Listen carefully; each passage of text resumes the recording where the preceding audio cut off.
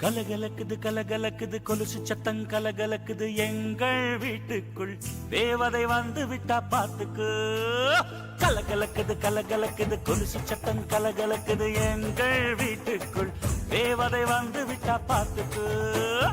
என்னண்ணன் தோள் மேலே பூமாலையாக ஆனாளே அன்பாலே நம் வீட்டை ஆளும் ராணி ஆனாளே.